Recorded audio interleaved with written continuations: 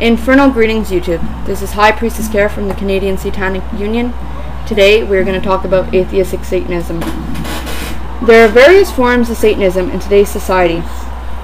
I've been interested in Satanism since I was 8 years old. I had the advantage that many people wish they had. Both of my parents were both involved in Satanism and made it a part of their everyday lives. My father observed my actions and excitement while I was growing up.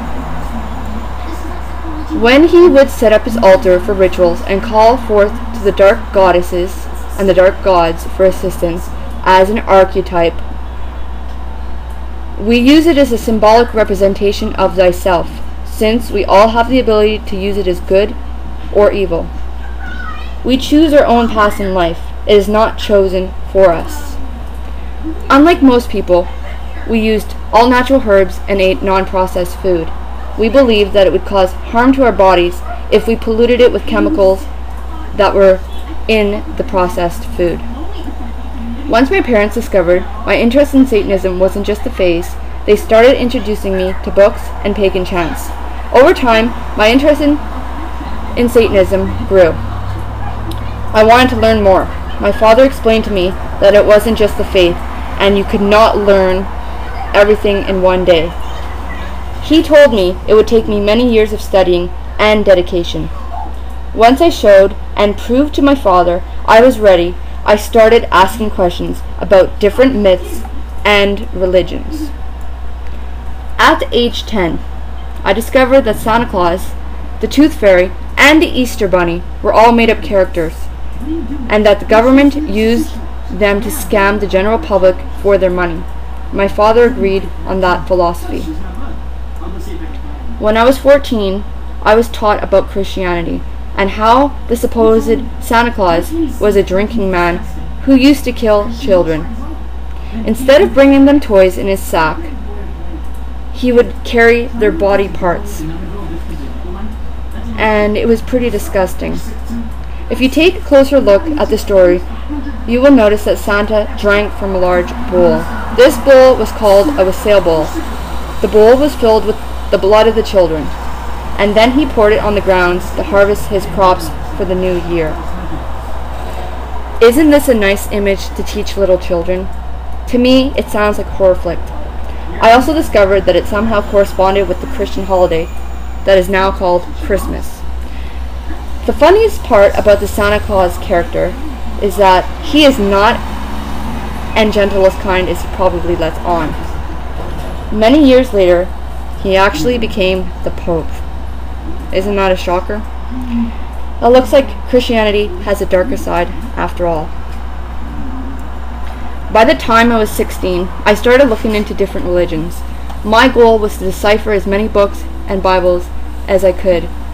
I would also look and try to figure out a logical explanation on why these books were created and what the purpose was.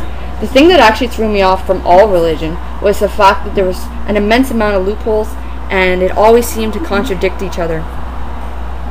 Now I'm going to talk about my definition of religion. My definition of religion is a belief structure that includes a deity. In my opinion, a deity consists of a god, or perhaps a devil, that is man-made to keep people in line and to maintain control over their lives.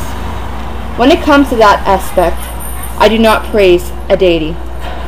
I believe solely in thyself. I look at my path in life as a faith, not a religion. To me, a faith is free will and is not spoon-fed to you or sugar-coated to make others feel comfortable. It is up to the individual to seek truth and gain wisdom on his or her own. You cannot expect to have anything handed to you in your life. Every action has a reaction, and 99% of the time, a consequence.